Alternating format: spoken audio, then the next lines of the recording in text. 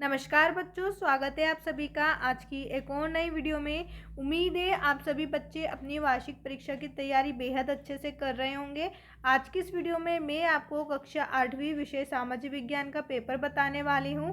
इसकी पिछली वीडियो में हमने कक्षा 8वीं के हिंदी, इंग्लिश और गणित तीनों पेपरों को देखा है। जिन्होंने ये वीडियो नहीं देखी है वो हमारे यूट्यूब चैनल की प्लेलिस्ट पे जाके इन वीडियो को देख सकते हैं। साथ में आज की इस वीडियो में मैं आपको राज्य शिक्षा केंद्र मध्य प्रदेश भोपाल वार्षिक परीक्षा 2026 विषय सामाजिक विज्ञान कक्षा 8वीं का पेपर बताने वाली हूं। इस वीडियो में हम देखेंगे कि आपसे सामाजिक विज्ञान में जो है क्वेश्चन कैसे पूछे जाएंगे और आपको उनके उत्तर कैसे बताना है। वीडियो को ध्यान से देखिएगा। चैनल पर पहली बार आए हैं तो सब्सक्राइब कर दीजिए, जिससे आने वाली जो भी वीडियो होगी वो सबसे पहले आप ही को मिलेगी। और साथ में इस वीडियो को लाइक करके अपने सभी दोस्तों के साथ भी शेयर कर दीजिए। चलिए शुरू करते हैं कक्षा 8 सामाजिक विज्ञान का पेपर। सबसे पहले बहुविकल्पीय प्रश्न नंबर 1 है।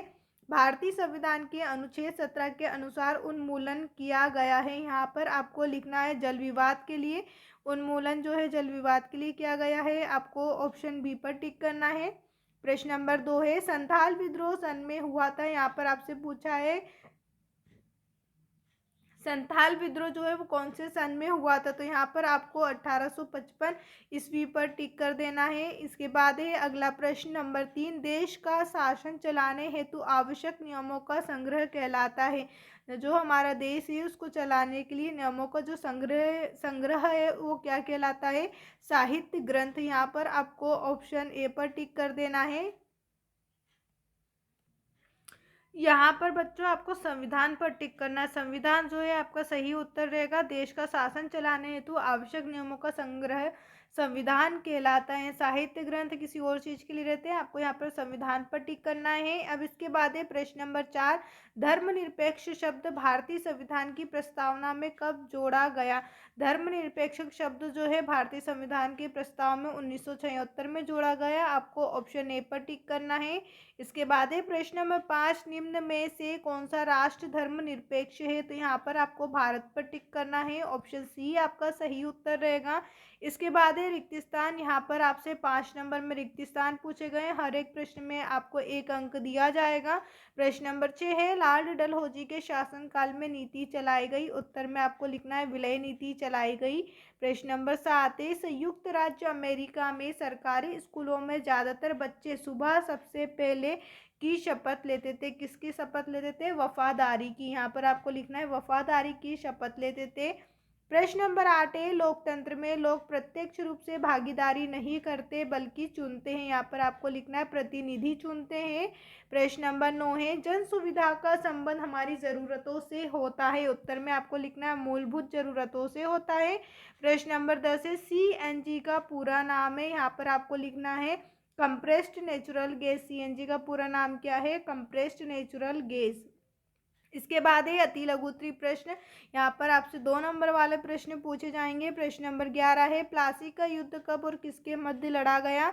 उत्तर में लिखना है यह युद्ध 23 जून 1757 को बंगाल के नवाब सिराजुद्दौला और British east India company Robert Clive के नेतृत्व के बीच में लड़ा गया था। प्रश्न नंबर 12 है दीकू कौन थे? आदिवासी इनसे क्यों नफरत करते थे? दीकू उन लोगों को कहा जाता था जो व्यापार करते थे, या फिर अंग्रेज लोगों को क्या कहते थे? दीकू कहते थे। यहाँ पर उत्तर लिखा है दीकू बाहरी लोग जैसे व्यापारी, महाजन और अंग्रेज अधिकारी को कहा जाता था। आदिवासी इनसे नफरत करते थे क्योंकि वे आदिवासी को कर्ज के जाल में फंसाकर उनकी जमीन छीन रहे थे। वे आदिवासी की पारंपरिक जीवन शैली और संस्कृति को नष्ट कर रहे थे। इसके बाद है प्रश्न नंबर 13, देश के अधिकांश स्थानों पर गर्मी में पानी कि बूंद बूंद करके क्यों आने लगता है? उत्तर में आपको लिखना है गर्मियों में अत्यधिक गर्मी के कारण जल स्तर बहुत नीचे चला जाता है और नदियों व जलाशयों में पानी सूखने लगता है, जिससे जल की आपूर्ति कम हो जाती है। प्रश्न नंबर 14 है जंगलों से प्राप्त होने वाली कोई 2 वस्तुओं के नाम। तो यहाँ पर आपको लिखना है लकड़ी और औषधियाँ जंगलों से प्राप्त होने वाली 2 वस्तुएं। प्रश्न नंबर 15 है सामाजिक रीति रिवाजों और मूल्य मान्यताओं में बदलाव किस सदी में आया? तो यहाँ पर आपको सदी बता देना है। 19वीं सदी में आया था। और 19वीं सदी में किसके दौरान आया था? तो राजा राम मोहन राय और ईश्वर चंद्र विद्यासागर जैसे महान लोगों के प्रयासों से आया था। इसके बाद है प्रश्न नंबर 16, सिर पर मेला उठाने की प्रथा को समाप्त करने के लिए कौन सा एक्ट पारित किया गया।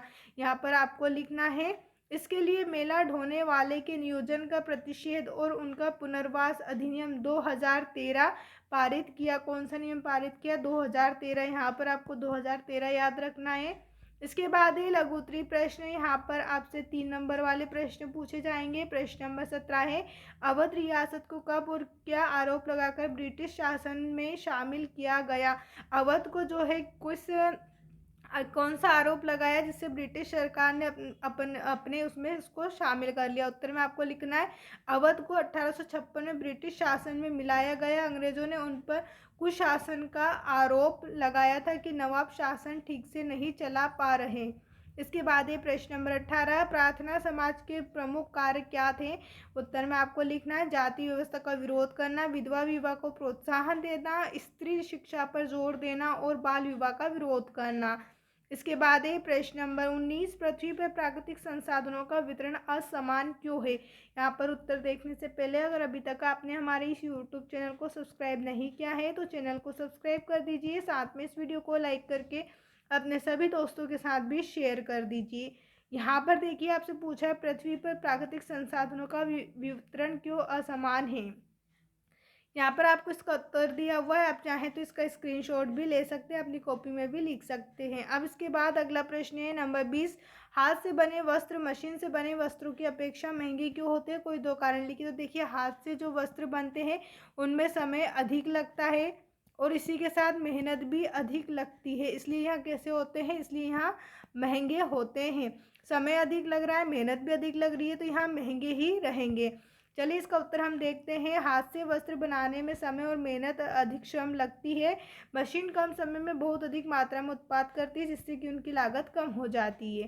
प्रश्न नंबर 21 है, आर्थिक कारक किस प्रकार जनसंख्या वितरण को प्रभावित करता है। उत्तर में आपको लिखना है, औद्योगिक क्षेत्र और रोजगार के अवसर लोगों को आकर्षित करते हैं। जहाँ काम के अवसर, अच्छे वेतन और बाजार की सुविधा होती है, जैसे मुंबई या दिल्ली, वहाँ जनसंख्या का घनत्व अधिक होता है।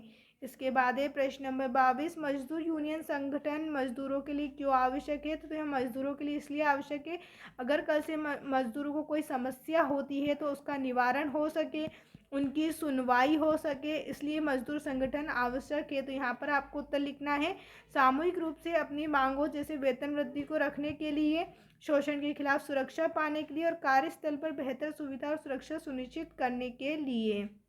इसके बाद है दीर्घोत्तरीय प्रश्न, जो आपसे यहाँ पर 5 नंबर में पूछे जाएंगे। प्रश्न नंबर 23 है, अंग्रेजों ने भारत में व्यावसायिक फसलों के उत्पादन के लिए जोर क्यों दिया, इसका भारतीय किसानों पर क्या प्रभाव पड़ा। उत्तर में आपको लिखना है, अंग्रेजों को अपने उद्योग के लिए कच्चा माल चाहिए था, जिससे उन्हें अधिक मुनाफा होता था। प्रभाव क्या था उनका, तो किसानों को उनकी खाद्य फसलों के बजाय नकदी फसलें उगाने पर मजबूर किया गया और जिससे भारत में अकाल की स्थिति पैदा हो गई और किसान कर्ज में डूब गए। इसके बाद प्रश्न नंबर 24 है, मृदा संरक्षण के 4 उपाय बताइए। यहाँ पर आप मृदा को किस तरीके से सुरक्षित रख सकते हैं उसके 4 उपाय बताना है। उत्तर में लिखना है, पहला वनीकरण, अधिक पेड़ लगाने से। सीढ़ीदार खेती करेंगे तो मिट्टी का बहाव कम होगा। इसके बाद है मल्च बनाना, पौधों के बीच खाली जमीन को जैविक पदार्थों से ढकना और मेड़बंदी, खेतों के चारों ओर मेड़ बनाना ताकि वर्षा जल से मिट्टी ना कटे। तो इस तरीके से हम मृदा संरक्षण करेंगे। इसके बाद है प्रश्न नंबर 25, पीट्सबर्ग लौह इस्पात उद्योग का वर्णन कीजिए। यहाँ पर इसका उत्तर दिया हुआ है, आप चाहें तो इसका स्क्रीनशॉट ले सकते हो, साथ में हमारे यूट्यूब चैनल को भी सब्सक्राइब कर दीजिए। इसके बाद है प्रश्न नंबर 26, लोकसभा और राज्यसभा के गठन की प्रक्रिया बताइए। यहाँ पर हमने लोकसभा और राज्यसभा दोनों के गठन की प्रक्रिया को लिखा हुआ है, आप इसका भी स्क्रीनशॉट ले लीजिए। उम्मीद है आपको हमारी ये वीडियो पसंद आई होगी। अगर अभी भी कहीं डाउट है तो आप मुझसे कमेंट करके पूछ सकते हैं। साथ में हमारे यूट्यूब चैनल को ज़रूर सब्सक्राइब कीजिए, जिससे आने वाली अगली पेपर की जो भी वीडियो होगी वो सबसे पहले आप ही को मिलेगी। चलिए मिलते हैं अगली वीडियो में, जब तक पढ़ाई करते रहिए और आगे बढ़ते रहिए।